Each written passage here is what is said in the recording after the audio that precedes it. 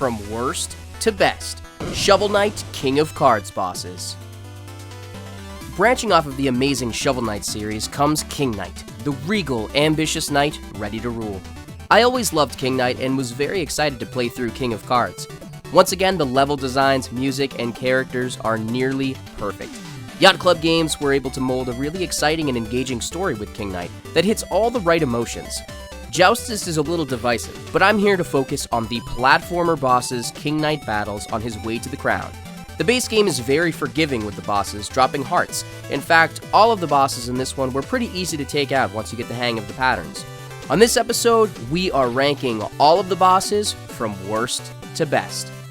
Here's how these bosses are ranked. Number 1, the battle itself, how it plays, and its strategies. Number 2, how does the battle affect the main character at the time of the fight? Number 3, the lore behind the boss. And number 4, the boss's design and setting. Remember, the rankings are just numbered as a list, not by importance, especially in platformers where some of the characters don't have a lot of lore. As usual, name pronunciations may be different than yours. And once again, I am not ranking Joustus bosses. Instead, I am ranking the bosses King Knight gets to beat down. Now let's get started with the boss battle that is ranked the lowest. The Big Creep. I almost feel guilty having the poor Big Creep be the worst boss in Shovel Knight worst to best back to back. It appears again as a boss, this time in the eerie manner, as a massive combination of Invisishades waiting to attack King Knight. King Knight needs to bash off of the light orbs in order to damage the ghost, who circles around the stage at pretty fast speeds. He will eventually use little ghosts as shields and separate into 3 ghosts for more ghostly battle fun. Fortunately, our noble king has plenty of orbs for attacks. King Knight isn't too far along in his quest at this point, but this supernatural creature is just a notch in his belt. The creep looks okay, but the design isn't up to par with some of the others in this great game. Truffle King.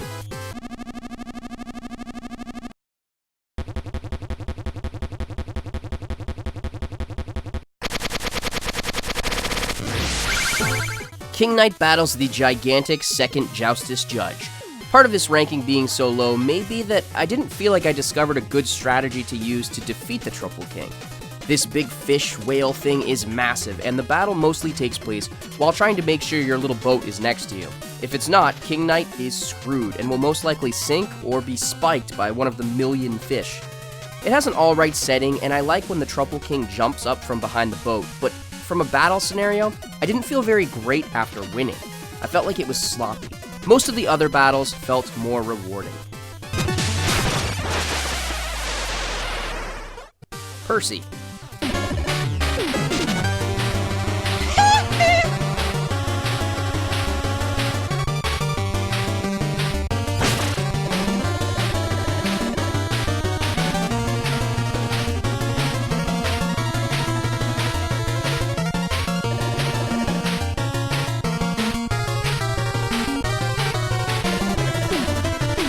The horse scholar Percy is found as an optional boss after leaving the door to Plague Knight's lab wide open. He's a humanoid horse who is pretty naive considering his intelligence when it comes to ballistics. He's also a pretty easy boss who is just preparation for King Knight getting to the main course, Plague Knight. I don't mind Percy, but he's another instance of a character not standing out due to the insane competition of great characters. His attacks are mostly projectiles and mule kicks.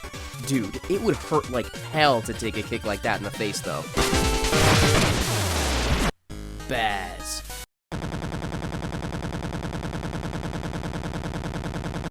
I got a lot of flack for Baz being so low in the last video.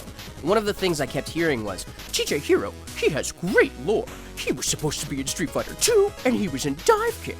I know that the Baz character is based on Zubaz, but it's not exactly the same thing. I will give you Dive Kick, though.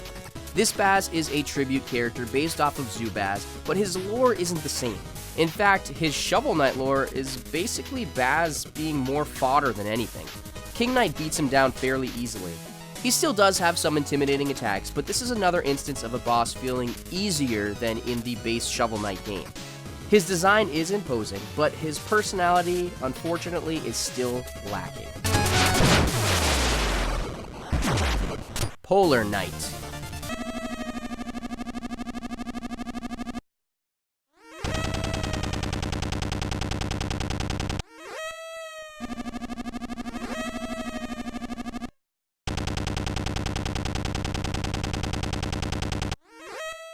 Propeller Night once again retains a great design, but falls short in the tension department. His battle is a bit more enjoyable against King Knight though, and his insta-kill spikes weren't an issue in my playthrough. I'm still interested in seeing him and some of the other knights fleshed out in the future. I like that he is kind to spin wolves. His attacks are neat here, and I like that the battle takes place over a wide area. King Knight continues to push through the knights, which is awesome. This was a fun little fight. Mole Knight.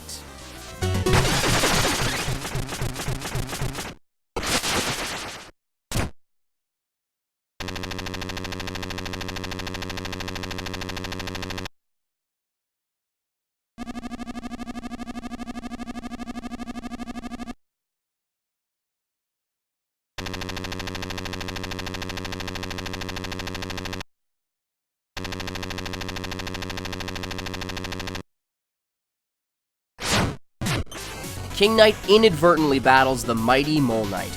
Once again, it is a fast-paced battle, but not as good as his fight with Shovel Knight. Mole Knight is quick and darts around the screen. In this battle, he opts to use more of a goo approach to smash King Knight away. You have to utilize his digging times to smash into his big butt and catch him during his dashes. King Knight seems to be getting stronger and stronger as this campaign goes on.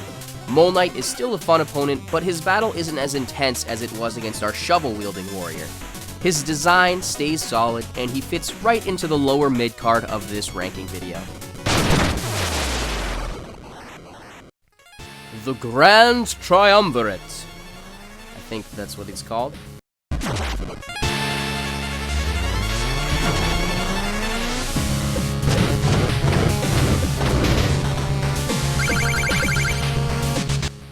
The big final boss standing in King Knight's way is this giant Metal King monster.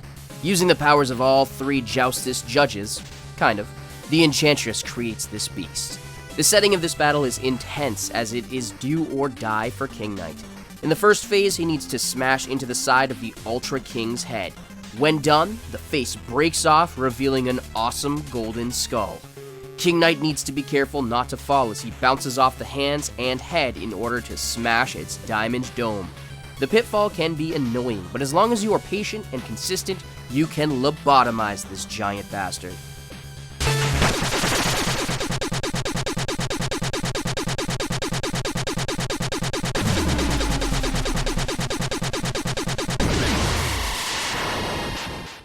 Treasure Knight.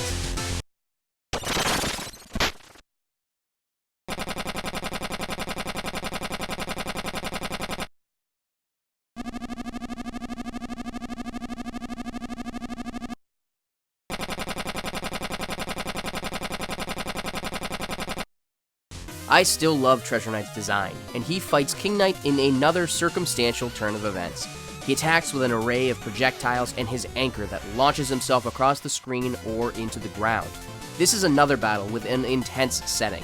Although, watching my footage, he may be a little too easy. I try to prolong battles when I'm filming to show off the enemy's moves, and I didn't realize I started this fight with less than half health, and when I did realize it about a quarter of the way in, I had to turn it up and beat him pretty soundly.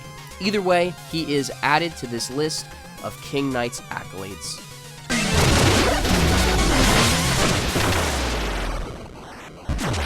Phantom Striker.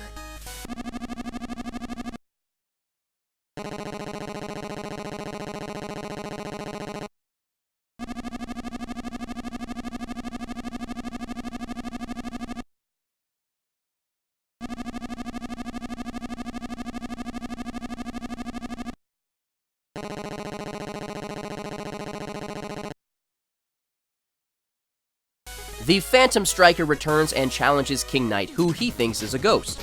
He brings his usual intensity and aura to the battle, ready to defeat our favorite king. I always feel like the Phantom Striker battles are a lot of fun. The energy shooting around the screen met with an engaging fight works well. King Knight's movements seem to be the perfect counter against this foe. His design is solid as ever, and like I keep saying, he's fun to fight against. This fight was another that was a little bit easier than his Shovel Knight battle.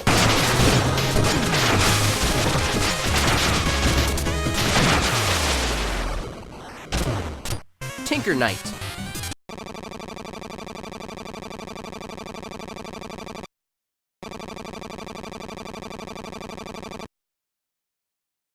The tiny but intelligent knight fights King Knight because he is afraid of his own machines getting out of control.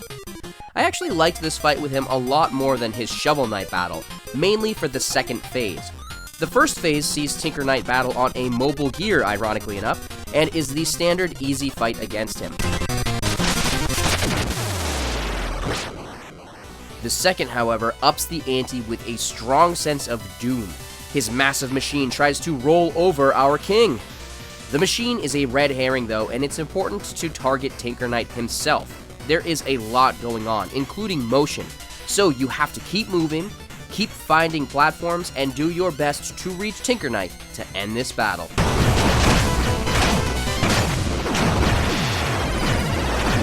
Mr. Hat.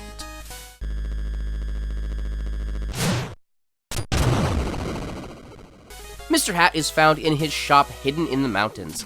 He has outrageous prices and stalks you like Booster from Super Mario RPG when you try to leave. I still love this design and this awesome creepy character. The way he menacingly instigates a fight with King Knight was really well done. At first, I was afraid that he would be ranked low based on his first phase, but then he pulled out a sword from the stone and came back stronger than ever. King Knight needs to dodge his giant blade and the waves of the red carpet. King Knight is late into his adventures here, so this is a good test of his fighting skill.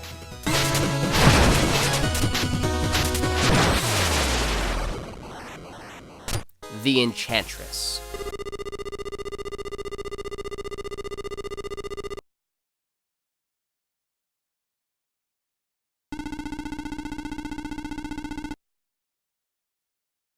The Enchantress is a character I have enjoyed in each campaign. I liked her lurking in this one as a cloaked figure watching King Knight. Her fight has blocks that disappear when you jump, but I found that if there were any pits I was worried about, I could move near them for her to refill them with her magic attack. She is fast and will move diagonally across the screen. King Knight needs to stay firm and slam her at any and all openings. Her design is still great, and her battles are always intense and look awesome too.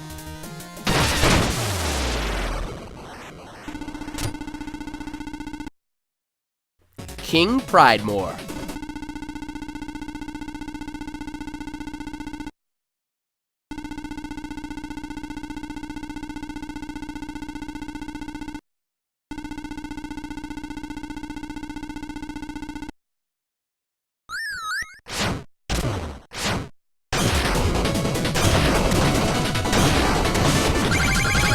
I can't help it, I really like this little battle. It's easy, sure, but the whole idea of this feeble little king buffing up into mighty suit of armor was humorous to me, and it looks really cool. He fights like a stereotypical big oaf, slamming into the walls and trying to overpower the true king. He also calls on Griffiths to blast you. It's a fun fight that gives King Knight a nice early victory. I also liked slapping the taste out of his mouth.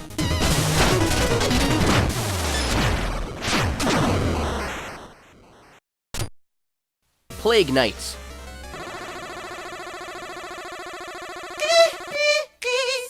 In another fight I enjoyed more in this version of the game, Plague Knight is ready to punish the king after his scuffle with Percy. With his now iconic design, he battles with chaos and intensity to blow up King Knight. He can even divide into two. I do like that Percy gets involved as well. Plague Knight has a trademark frantic battle style and is exciting to fight against here. Plus, his speech patterns are still cool. King Knight's moves are perfect to jump and bounce off of the perils in this fight, especially because King Knight is so dangerous. He's like a smooth criminal here.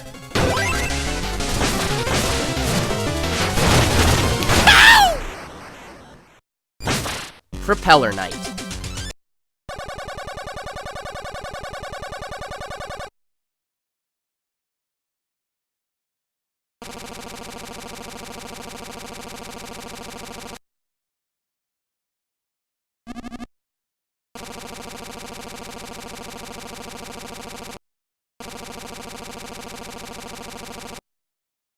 The daring Propeller Knight is back and attacks King Knight's airship. I have to say, I really liked this whole battle and scenario.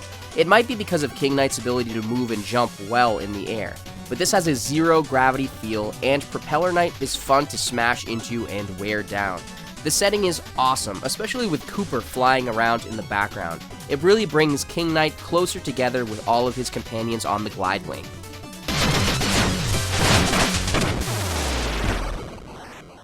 Giga Cardia.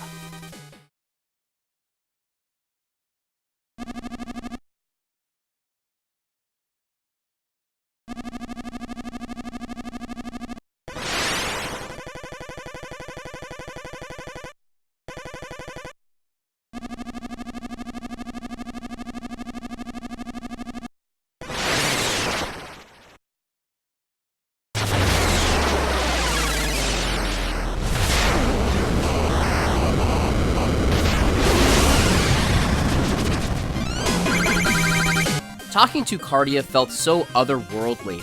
She reminded me of the Culex interaction from Super Mario RPG. After beating her at Joustus and refusing to help her planet, she strikes. You also get no vigor in this battle unless you use a decree, which I don't bother with. Her whole theme is to overwhelm you with her various attacks. Each diamond has a different kind of move to dodge. I've found it's best to go fast against her. Bounce off of the diamonds as soon as possible to inflict damage instead of trying to dodge her whole flurry of attacks. This setting is awesome and so foreign in this game. Cardia made for a neat extra boss and a massive feat for King Knight, who didn't even realize the gravity of it.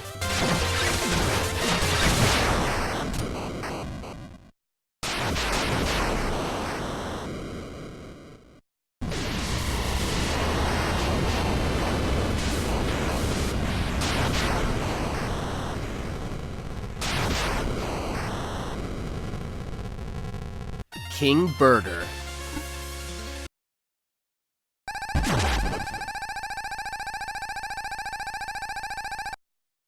The final Joustus judge is finally confronted by the Regal One. I enjoyed the air of mystery surrounding King Birder a lot. His simplistic design is great and his battle is chaos. It's close quarter combat and it's easy to get crammed into taking hits. He also regenerates health sometimes, and that pissed me off at first because I thought I wasn't hurting him.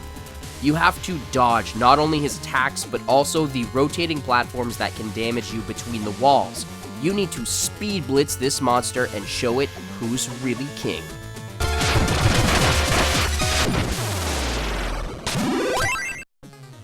Spectre Knight.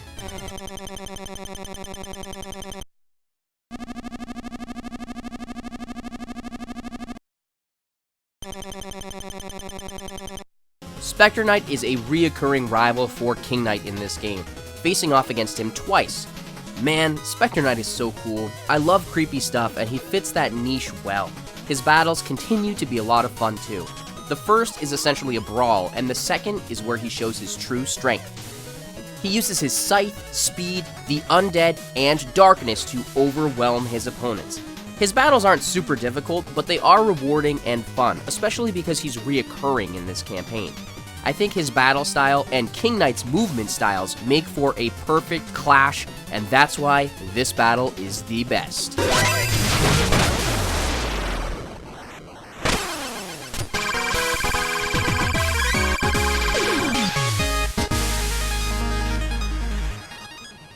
I have to say, sometimes with the Shovel Knight games, I feel like the rankings can change based on how I feel that day. The judging curve is too close, and not many stand out definitively better than others, which shows that this is such a good game in that regard. So let me know the characters that you would rank as the best. And also let me know if you want one of these for Spectre or Plague Knight's campaigns.